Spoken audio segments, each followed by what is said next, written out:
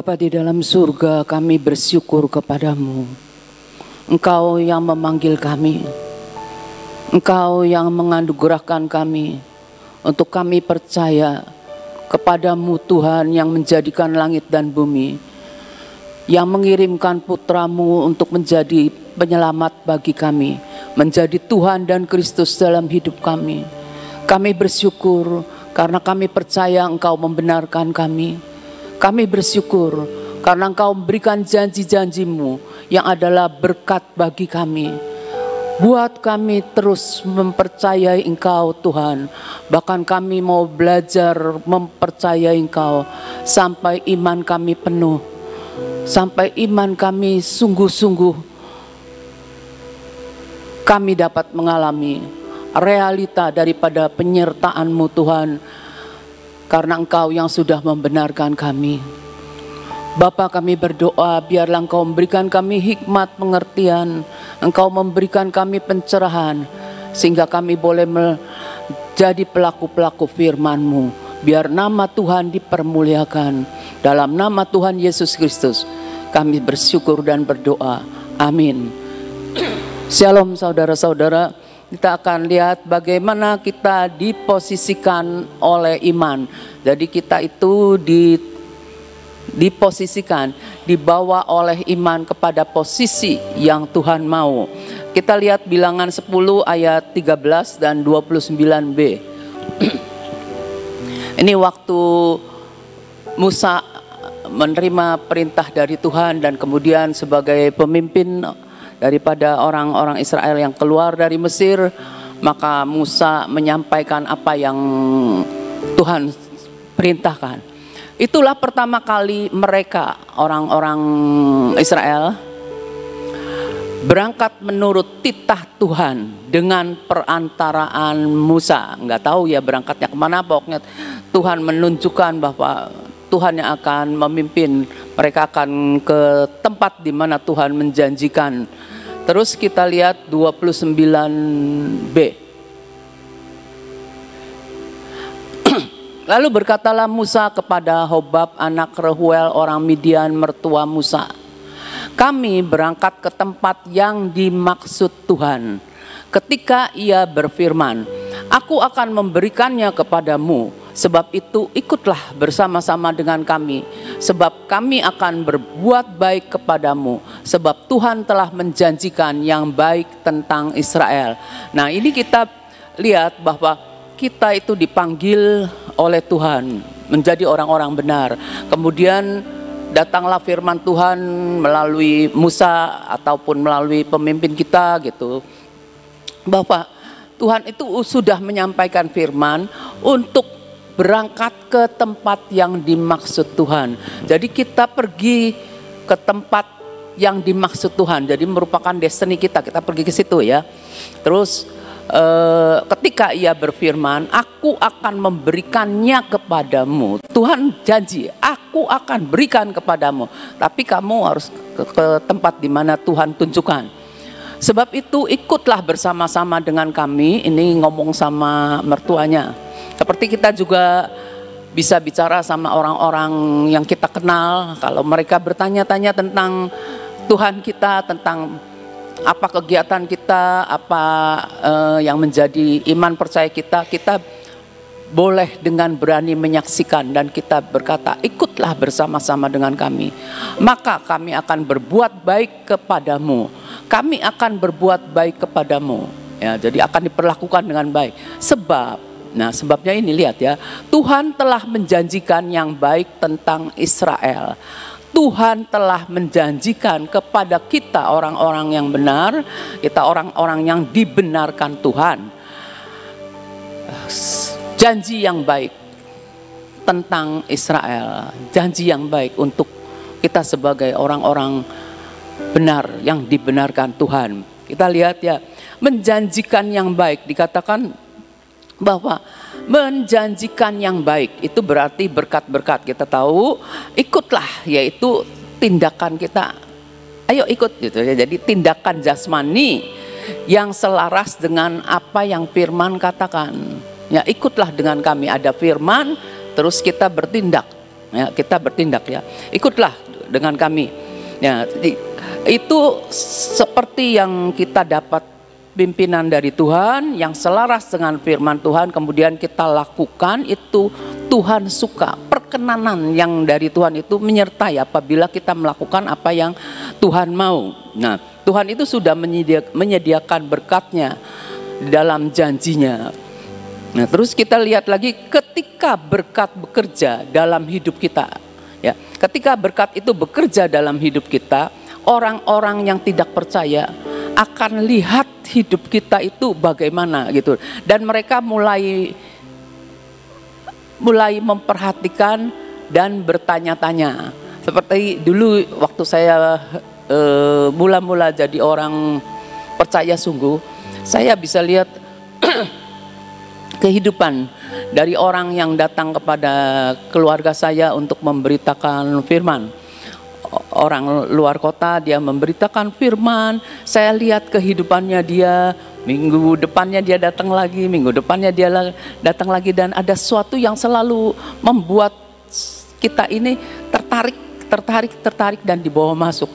Sampai akhirnya orang itu membawa juga akan tetangga kita gitu ya, dan membawa kita masuk dalam lingkungan orang-orang yang dibenarkan, yaitu kita ada di pertama kali masuk ke persekutuan yang di Kesambi, tempat rumah Ibu Nani itu.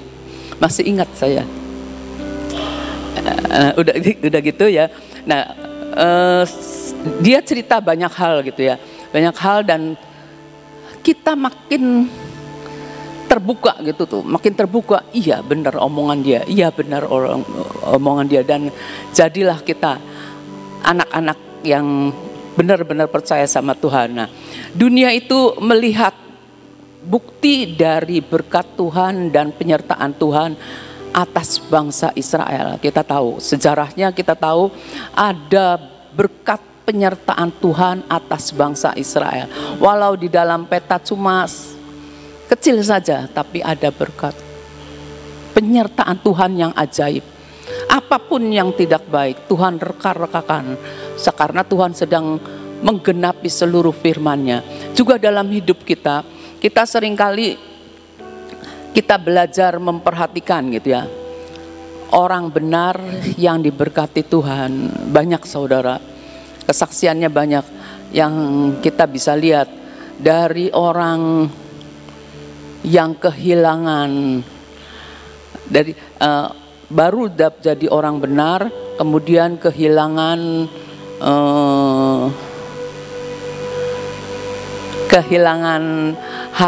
hartanya dia, perhiasan, pokoknya wah bikin orang panik. Tapi sedemikian rupa Tuhan membuat itu bisa dikembalikan dengan ajaib sekali. Benar-benar luar biasa itu, saya lihat iya benar, orang benar itu diberkati Tuhan, diposisikan oleh iman percayanya sampai dia Tuhan tidak membiarkan berkat Tuhan itu hilang dalam hidupnya. Terus saya lihat lagi hal di mana orang yang mengalami kebakaran dibangkitkan Tuhan, dipulihkan Tuhan, dan Tuhan angkat kembali. Itu sangat-sangat ajaib. Nah, terus kalau kita lihat lagi waktu kita persekutuan di Kesambi, makin lama makin banyak antri mobil sepanjang jalan Kesambi. Kalau datang kesiangan aja, wah nggak tahu, kita mesti jalan kaki masuk ke rumah nomor 185. 185. Itu antri banyak soalnya. Tiba-tiba seperti apa gitu, kita dikagetkan untuk tidak boleh di situ lagi. Lumayan, nah, terus kita pindah dari ke GBI, pindah lagi, dan Tuhan menyuruhkan yang tidak pernah dilihat oleh mata, yang tidak pernah didengar oleh telinga. Tiba-tiba mungkin bagi Ibu Nani seperti waduh luar biasa gitu tuh ya, kagetnya gitu ya, suruh pindah di sini, dengan tidak tahu akan jadi seperti ini, dengan tidak tahu bahwa akan jadi center di kota ini.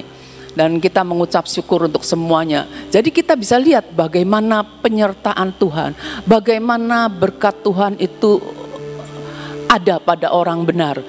Jadilah orang benar yang bisa dipercaya oleh Tuhan, ya, melakukan apa yang Tuhan mau, ya.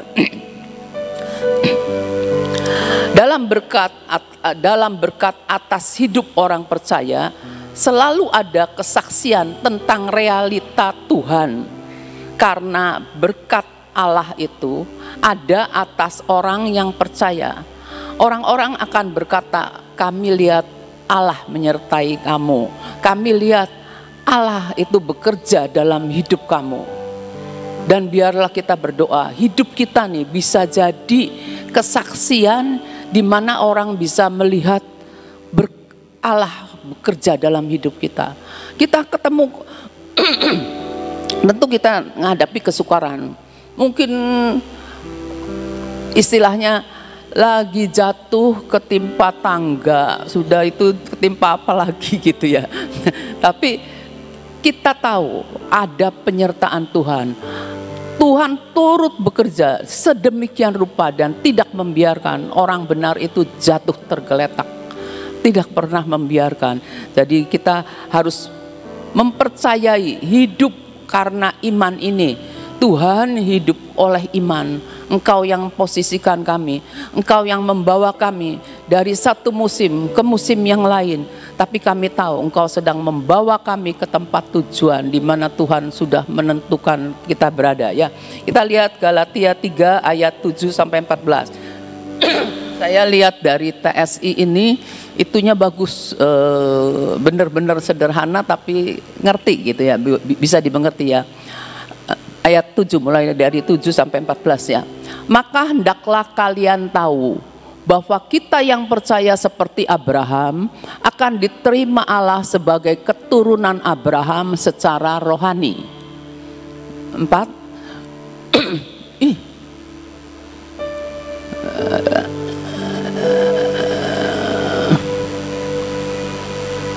Tadi tuh ayat 7 sampai 14 ya. Ya, 8 benar. Sejak dulu kitab suci sudah menubuatkan kabar baik bahwa orang yang bukan Yahudi kayak kita ya akan dibenarkan Allah atas dasar percaya penuh. Atas dasar percaya penuh. Banyak orang ketika katakanlah ketika mau menikah gitu ya, supaya bisa seiman, kamu percaya Tuhan, ayo ikut dari Tuhan. Kepercayaannya belum penuh. Makanya ketika orang baru, katakanlah baru mengaku percaya, itu kita harus benar-benar memfollow up, mengawasi, mementor orang itu sampai dia bisa bertumbuh sendiri di dalam pengenalan akan Tuhan itu dan percayanya penuh ke Tuhan, tidak mudah digoyahkan. Apalagi masa-masa yang akan datang itu Tuhan tidak menjanjikan masa yang mudah, tapi kita diberi kekuatan untuk menghadapi masa-masa yang sukar, yang sulit, tetapi dengan kemenangan. Terus kita lihat lagi di sini dikatakan percaya penuh. Nubuatan itu terdapat dalam perkataan Allah kepada Abraham. Dengan mengikuti teladan keyakinanmu, Abraham itu percaya dan bertindak padahal tidak mikir ya, dia tidak mikir. Saudara tahu semua tentang kisah Abraham, banyak Abraham ngikutin Tuhan tapi tanpa pikir. Wis pokoknya kalau Pak Yusak bilang gelinding wae, nurut bae ya. Dengan mengikuti teladan keyakinanmu, semua bangsa akan aku berkati. Nah, biarlah kita sebagai keturunan Abraham, kita juga yang punya percaya kepada Tuhan, orang-orang bisa mengikuti teladan. Hidup kita harus jadi teladan, harus jadi berkat. Diposisikan oleh iman untuk apa? Untuk jadi berkat, untuk jadi terang, untuk jadi garam. Terus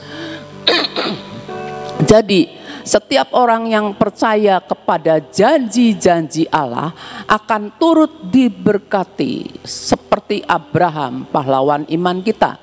Jadi syaratnya percaya. Percayanya yang diminta Tuhan adalah percaya penuh. Terus 10. Sebaliknya, orang yang berusaha membenarkan dirinya di hadapan Allah dengan cara mentaati hukum Taurat akan dikutuk. Karena kitab suci berkata, terkutuklah setiap orang yang gagal menaati semua perintah yang tertulis dalam kitab hukum Taurat. Saya pernah terangin kalau hukum Taurat itu 10. Kalau saudara bisa melakukan 9, sama saja semuanya nggak bisa, dianggap gugur. Jadi dikatakan tidak ada satu orang pun yang bisa menggenapi semua hukum Taurat. Terus ayat 11, dengan demikian jelaslah bahwa tidak ada seorang pun yang bisa diterima sebagai orang benar di hadapan Allah dengan mentaati hukum Taurat. Sebab kitab suci berkata, orang yang dianggap benar oleh Tuhan akan hidup selamanya karena percaya penuh kepadanya, kepada Tuhan. Terus, sedangkan hidup menurut hukum Taurat bukan atas dasar percaya. Ingat ya, Kak, jangan ini, jangan ini, jangan ini, jangan ini. Jangan itu kebanyakan dilanggar ya. Jadi justru karena jangan ini, jangan ini. Kalau saya ingat di Kejadian itu, Tuhan berfirman, jangan ini, jangan makan ini, malah itu. Anak kecil juga, jangan ya, jangan. Lihat, hasilnya comot. Nah, anak kecil juga gitu. Anjing saya juga gitu. Halo, ya, no. Nanti nih dia nggak ada, kita memang nurut. Sebentar, nanti balik lagi, nggak lakuin, ampun, begitu. Ya, sorry ya. Karena ada tertulis, hidup seorang diberkati hanya jika perbuatannya sesuai dengan semua perintah dalam hukum Taurat. Sedangkan untuk menggenapi hukum Taurat itu tidak mudah dan dikatakan tidak bisa ya. Terus 13, itu artinya kita semua terkutuk karena setiap orang gagal mentaati semua perintah yang tertulis dalam hukum Taurat. Tetapi Kristus sudah menebus kita dari kutukan itu. Yang bisa menebus adalah Yesus Kristus Tuhan kita, yang turun dari surga. Ya, 100% manusia, 100% Tuhan. Hanya Dia, karena Dia yang tidak berdosa. Orang berdosa pengen nolong orang berdosa, enggak bisa. Orang yang sudah ada di lumpur dosa, minta tolong sama orang lainnya pun akan kecebur, nggak ada yang bisa ya. Tetapi Kristus sudah menebus kita dari kutukan itu. Dia memberikan dirinya sendiri untuk menggantikan kita dan menanggung kutukan menurut hukum Taurat. Maka kalau saya perhatikan kayak Yesus tersalibkan gini ya. Terus kalau kita ada di bawah, itu dikatakan mari datang. Datangnya ke siapa? Ke Yesus. Aku ini jalan, kebenaran dan hidup. Jadi Yesus membuka tangannya supaya banyak orang datang kepada Tuhan Yesus saja, bukan kepada yang lain. Karena ada di sini dikatakan Dia memberikan dirinya sendiri untuk menggantikan kita dan menanggung kutukan menurut hukum Taurat. Karena ada tertulis dalam kitab suci, terkutuklah orang yang mati digantung di tiang kayu. 14. Begitulah rencana Allah, supaya berkat yang dijanjikan kepada Abraham itu bisa diberikan bukan hanya kepada orang Yahudi, tetapi juga kepada semua bangsa, yaitu setiap kita yang bersatu dengan Kristus Yesus karena percaya. Dan melalui percaya itulah kita juga menerima Roh Kudus sesuai dengan janji Allah. Jadi berkat-berkat yang Tuhan janjikan kepada kita itu, bukan kita jangan fokusnya sekedar berkat jasmani, tapi berkat yang dari Roh yang tidak terbatas. Berkat Roh Kudus buat kita, berkat rohani Roh Kudus buat kita di masa-masa sekarang ini amat sangat kita butuhkan, karena kita memasuki masa di mana kita harus hidup dalam iman, oleh iman, dalam persediaan yang tidak kita lihat, supranatural yang belum kita lihat.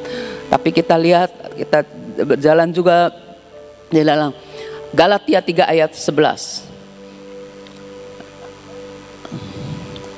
Dan bahwa tidak ada orang yang dibenarkan di hadapan Allah, karena melakukan hukum Taurat adalah jelas. Karena orang yang benar akan hidup oleh iman.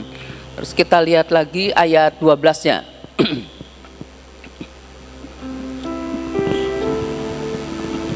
Ayat 12-nya. Itu ayat berapa ya?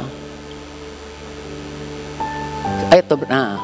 Tetapi dasar hukum Taurat bukanlah iman, melainkan siapa yang melakukannya. Jadi siapa yang melakukannya akan hidup karenanya. Padahal tidak ada seorang pun yang bisa melakukan seluruh hukum Taurat itu ya. Kita lihat Roma 4 ayat 16. Karena itulah kebenaran berdasarkan iman supaya merupakan kasih karunia dari Tuhan ya. Sehingga janji itu berlaku bagi semua keturunan Abraham, bukan hanya bagi mereka yang hidup dari hukum Taurat, tetapi juga bagi mereka yang hidup dari iman Abraham. Sebab Abraham adalah bapa kita semua. Terus ayat 21. Dengan penuh keyakinan bahwa Allah berkuasa untuk melaksanakan apa yang telah Ia janjikan. Pada waktu kita terima janji Tuhan, kayaknya masih ragu. Percaya saudara, percaya Tuhan, percaya. Walau kita belum bisa melihat kenyataannya, tapi kita tetap percaya. Hati kita harus punya iman percaya bahwa janji Tuhan itu ya dan amin. Nah, di tengah-tengah kita kebingungan dengan fakta yang kita hadapi, tetap kita Tuhan bersyukur karena hidup kami adalah oleh iman.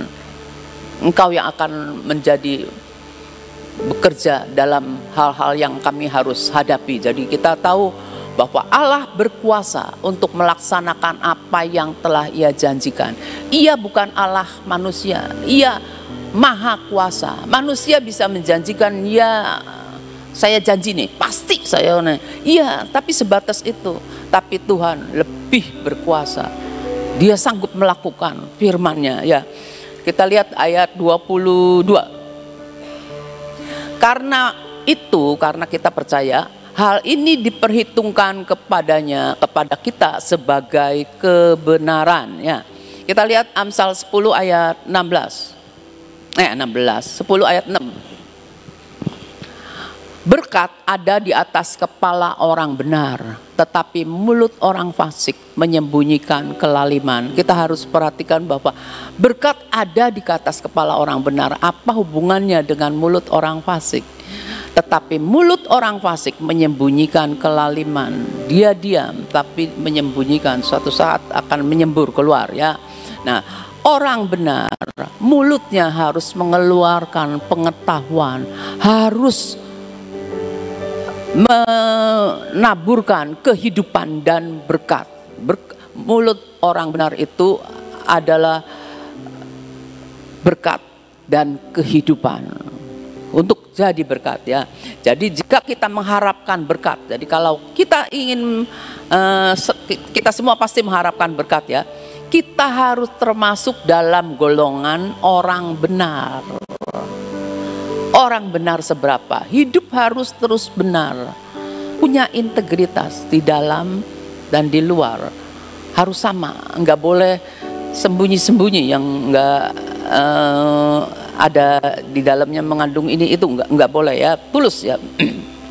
Nah, hubungan antara hidup oleh iman dan diberkati ya. Hidup oleh iman dan diberkati itu hubungannya apa? Adalah pemberian dari berkat Allah yang hanya dapat diterima oleh iman. Balik lagi pada iman. Jadi hubungan antara berkat dari Allah dan hidup oleh iman itu ada di mana? Adalah hidup dari anugerah yang hanya dapat diberi oleh Iman, oleh iman. Jadi kita harus punya iman. Sebab di sini dikatakan di Efesus 2 ayat 8, sebab karena kasih karunia kamu diselamatkan oleh iman. Itu berkat. Diselamatkan itu adalah berkat. Salah satu berkat Tuhan, diselamatkan. Jadi tidak diselamatkan dari misalnya dari kuasa gelap, dari kita jahat jadi baik, itu bukan. Tetapi menyeluruh, banyak. Diselamatkan dari apa aja? Diselamatkan kita oleh iman dari persoalan kita, dari penindasan kita, dari hal-hal yang membuat kita tertekan. Nah, kita nih bisa diselamatkan asal kita punya iman. Makanya dikatakan nanti ketika Tuhan datang kedua kali, Tuhan akan bertanya, apakah masih ada iman di bumi? Masa-masa ini kita tetap harus punya iman. Kita harus punya hubungan dengan Tuhan, ya. Kita lihat di sini dikatain kita mempercayai Allah berarti kita melakukan segala sesuatu tanpa harus kita mengerti. Kadang-kadang kita kan, kalau dikatakan gini, cengli ya, kalau cengli ya wis percaya, kalau cengli ya wis nggak percaya. Tidak begitu ya. Tapi kita nih, kalau kita benar-benar kita mempercayai Tuhan, masuk akal atau enggak masuk akal, berjalan. Ingat pendahulu kita sebagai orang-orang bapak-bapak beriman, ya. Bahkan di sekeliling kita banyak orang-orang, ya, termasuk hambanya pemimpin kita, bagaimana dia melakukannya dengan iman. Kita akan mengawasi, memperhatikan, mempelajari dan mengikuti tuntunannya, seperti kita mengikuti jejak kaki daripada anak domba, ya. Kita lihat anak domba lah, ya. Abraham pada waktu dipanggil dia taat. Pergi kemana? Enggak tahu, pergi kemana saja, pokoknya yang Tuhan nanti tunjukkan kepadanya, ke satu negeri yang belum tahu di mana tempatnya, ya. Kemudian Nuh juga, Nuh dengan petunjuk Allah, dia bikin bahtera, bikin kapal besar gitu, ya, bikin bahtera. Nah, dia nggak ngerti mau apa ini. Mungkin seperti masa sekarang, lagi belum musim penghujan, tapi suruh bikin kapal, dibikinnya di darat, tapi nurut aja, nggak mikir cengli. Makanya kalau dibilang orang yang kepintaran, orang yang pinter tuh, yang ngandalin otak, kadang-kadang tuh sulit untuk percaya. Kayaknya nggak mungkin, terus aja nggak mungkin. Banyak juga anak-anak Tuhan yang seperti itu, ya. Nah, terus kita lihat lagi bahwa Allah itu akan memimpin kita untuk kita itu menempuh arah yang benar-benar kita belum mengerti sebelumnya. Jadi takut-takut gitu, ya, dengan takut-takut kita menuju ke Allah yang asing, belum pernah kita lalui. Seperti orang naik jet coaster. Saya pernah mimpi gini, bukan mimpi, kayak dapat ilustrasi gitu, ya, waktu itu tuh, ya, saya duduk dan saya ngerasa saya tuh berpegangan dengan erat karena saya sedang menuju ke suatu dengan cepat gitu tuh, dengan cepat sekali. Takut sekali ketika saya sadar, lah saya ini bukan itu. Nah, takut sekali. Tapi kayak ditarik gitu tuh ke satu tempat yang buat saya tuh asing, kanan kiri asing, semuanya serba asing, tapi karena ditarik jadi ngikut saja, udah ngikut aja, saking takut lepas kan, kayak orang naik coaster kan, lo lepas kan, wah bisa terbang, bisa jatuh gitu, ya. Nah, jadi kita nih benar-benar melangkah dengan iman, maka kita sedang belajar mempercayai Allah. Belajar, saya cuma berani mengatakan belajar karena masih ada hal-hal yang membuat kita belum full penuh. Kita belajar, terus belajar mempercayai Allah. Karena tanpa percaya sepenuhnya, tidak akan pernah mentaati Dia sepenuhnya. Kita nih misalnya percayanya cuma sedikit-sedikit. Nanti kalau ada firman begini, percayanya juga sedikit-sedikit. Jadi tidak bisa full. Nah, tapi kita harus belajar percaya. Sebagai pasukan juga kita harus belajar percaya kepada senjata-senjata yang Tuhan berikan kepada kita. Jadi benar-benar kita harus percaya Tuhan akan menolong kita. Amsal 3 ayat 5 sampai 6.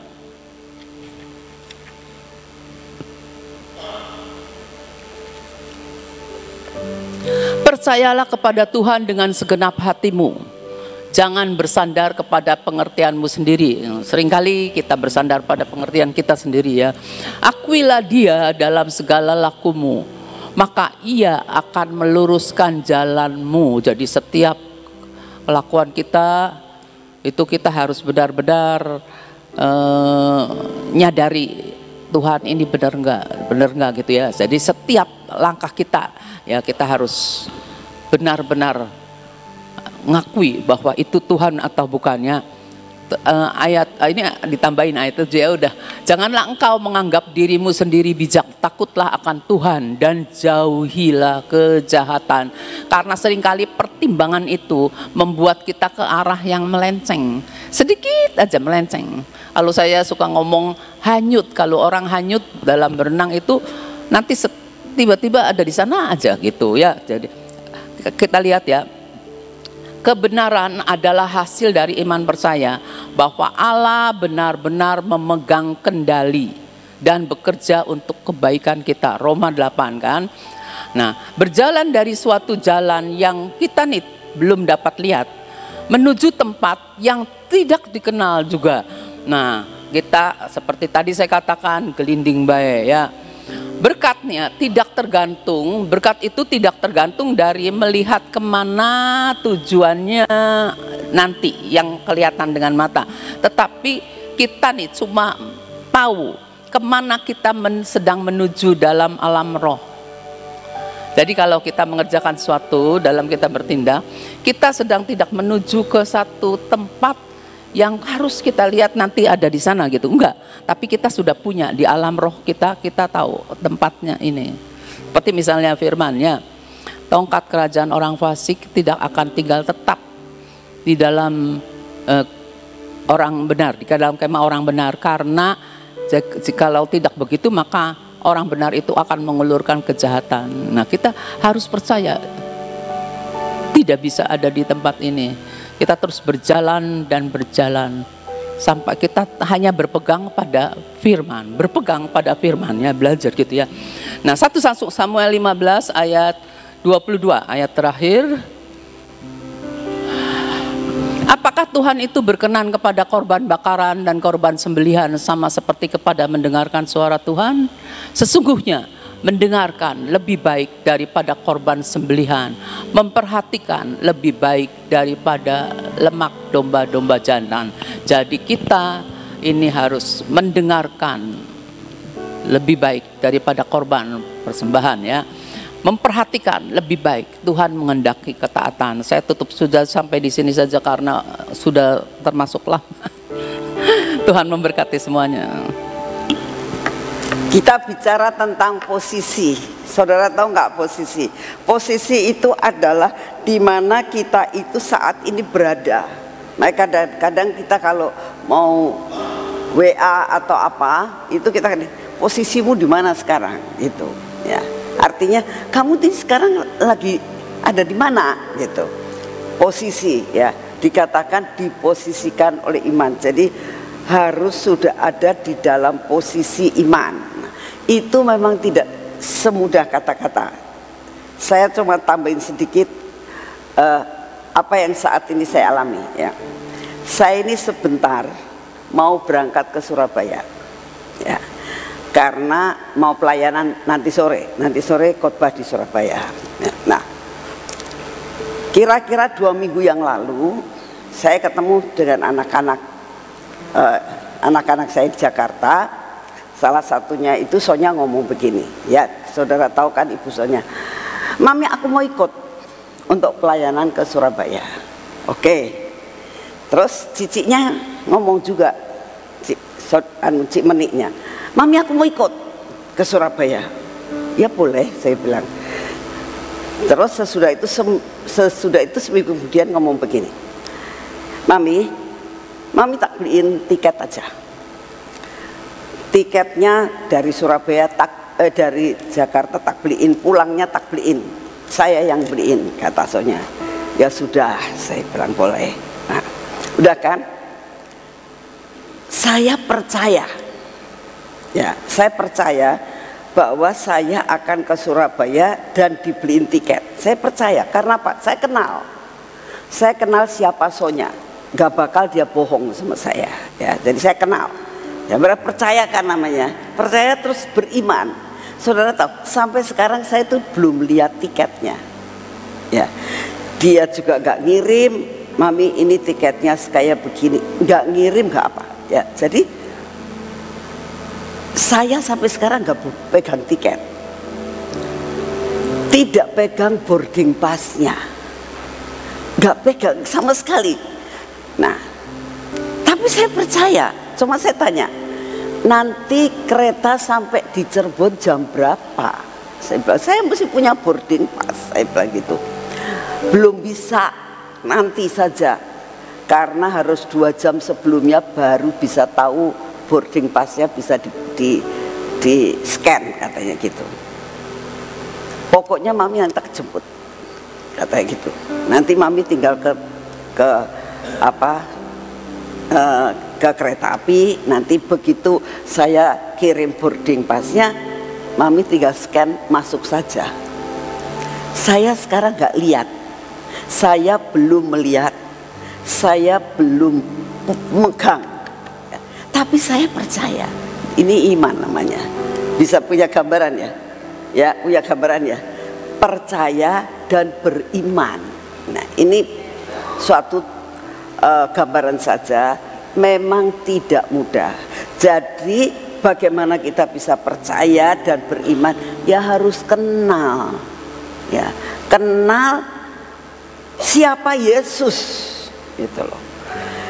Yesus itu adalah yang sudah mati di atas kayu salib, menggantikan, dikatakan dia terkena kutuk karena menggantikan dosa kita. Itu harus percaya dulu. Ya, seperti pujian tadi itu yang mengatakan, sekalipun aku tidak melihat, ya, sekalipun aku tidak bisa mengerti, tapi aku tetap percaya Engkau ada. Amin.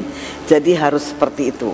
Itulah yang namanya kita itu ada di posisi iman. Ya, yuk kita berdoa. Bapak, terima kasih buat segala sesuatu yang Kau sediakan buat kami pada hari ini. Terima kasih Bapak. Terima kasih untuk segala sesuatu yang Kau sediakan. Kami boleh menyembah Engkau selama 1 jam, menjadi dasar dari perjalanan kami sepanjang hari ini ya Tuhan. Terima kasih karena Kau sungguh amat sangat baik. Terima kasih untuk pelajaran iman yang Kau berikan buat kami. Terima kasih Tuhan. Kami minta di dalam nama-Mu, buat kami percaya kepadamu, bahwa Engkau sudah menyediakan segala sesuatu.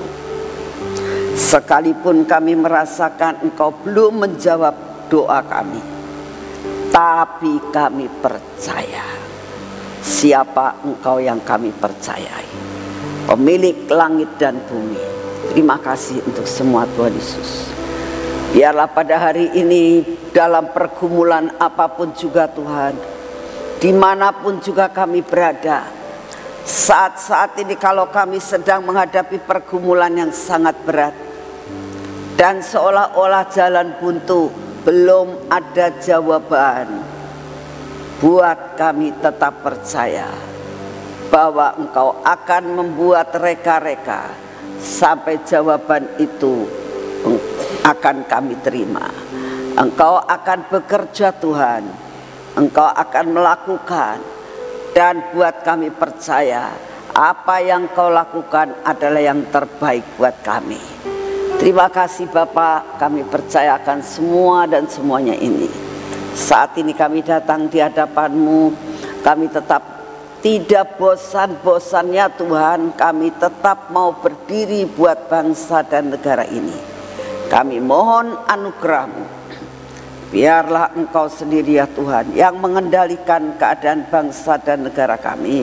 Biarlah Kau turunkan damai sejahtera-Mu, semua oknum-oknum yang tidak puas, yang terkena dengan segala polusi pikiran-pikiran yang bukan daripadamu, sehingga membuat mereka terbakar dan melakukan perkara-perkara yang tidak baik, bahkan mengeluarkan perkataan-perkataan di dalam mensos yang sangat menyakitkan satu terhadap yang lain. Bapak, kau ampuni Tuhan, ampuni Tuhan, dan kami berdoa biarlah kau beri kesadaran untuk mereka merasakan untuk tidak merusak bangsa dan negaranya sendiri. Terima kasih untuk kasih setiamu. Kami berdoa saat ini untuk Bapak Presiden yang sekarang dan Bapak Presiden dan Wakil Presiden yang sekarang maupun yang akan datang. Tuhan berkati mereka, beri kekuatan, beri kesehatan yang berasal daripadamu, beri hikmat yang daripadamu, berikan kepada mereka untuk saling menyerahkan akan tongkat estafet yang sudah akan diresmikan pada bulan depan ini. Tuhan, kami mau menyerahkan semua dan semuanya ke dalam tangan-Mu, karena negara ini adalah milik-Mu. Terima kasih untuk kasih setiamu Bapak. Bapak, kami saat ini juga bersatu hati, kami mau berdoa bukan buat rencana. Dan saat ini kalau anak-anak SMP Terang Bangsa hari ini pergi camping, Tuhan, kami minta anugerah-Mu turun. Engkau tutup bungkus satu persatu dari setiap anak-anak-Mu. Engkau tutup bungkus Tuhan akan guru-guru ya Tuhan. Dan Kau tutup bungkus semua acara di dalam kuasa darah-Mu, sehingga ada jaminan untuk anak-anak ini pergi pulang selamat, tidak kurang suatu pun apa. Kami berdoa, kirimkan malaikat-Mu untuk ikut berkemah dengan mereka ya Tuhan. Berkati Tuhan perkemahan yang dipakai, Engkau tutup bungkus dalam kuasa darah-Mu. Kau pagari dengan pagar yang berasal daripadamu, yaitu pagar berapi. Tidak ada kuasa kegelapan, roh-roh yang ingin mengganggu anak-anak ini sepanjang hari ini dan nanti malam. Terima kasih untuk kasih setiamu. Biarlah Kau beri kekuatan, kesehatan, tidak ada yang sakit Tuhan, dan tidak ada yang mengalami perkara kecelakaan. Terima kasih Bapak, kami menyerahkan akan camping ini ke dalam tangan-Mu. Bapak yang di surga, saat ini juga kami mau berdoa Tuhan untuk pemulihan Pondok Daud. Tuhan, kami sangat merindukan. Kami tahu Engkau katakan pada akhir zaman Engkau akan membuat pemulihan Pondok Daud. Kalau Engkau suruhkan kami untuk melakukan persiapan Pondok Daud ini Tuhan, ini menandakan bahwa kedatangan-Mu sudah amat sangat singkat. Oleh karena itu ya Tuhan, kami minta biarlah tembok-tembok yang bocor dalam hidup kami Engkau yang akan memulihkannya. Dan berikan kepada kami Tuhan mengalami apa yang dinamakan lahan baru. Buat kami mengerti dan bisa menangkap Tuhan. Lepaskan kami dari perkara yang jahat, tapi buat kami melihat akan peluang-peluang yang Kau berikan buat kami, tapi peluang yang benar berasal daripadamu. Terima kasih untuk kasih setiamu Bapa. Dan saat ini kami datang di hadapan-Mu, biarlah Engkau berikan selangkah sederap Tuhan, melangkah bersama dan sampai menuju kepada semua yang Kau rencanakan untuk tempat ini.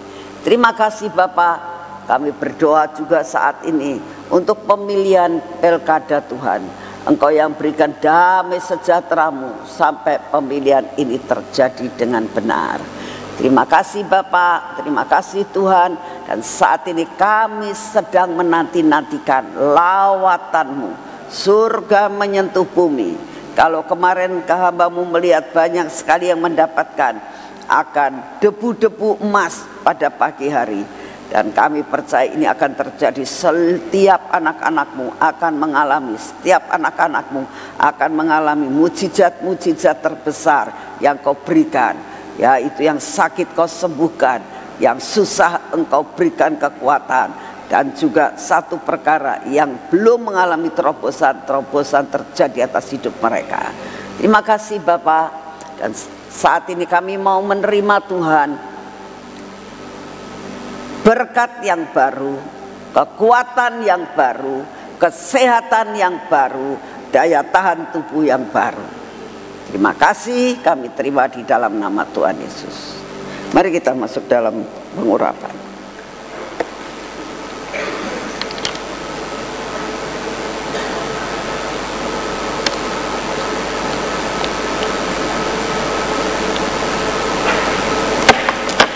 Terima kasih Bapak.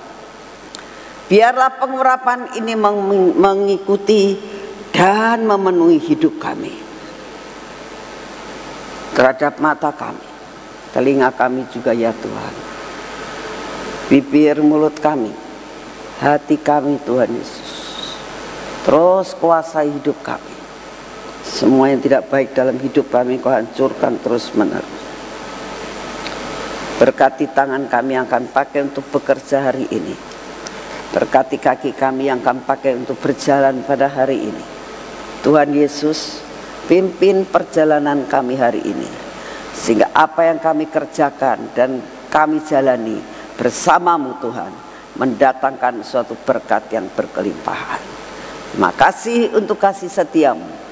Dalam nama Tuhan Yesus. Amin. Selamat pagi, Tuhan memberkati saudara semuanya.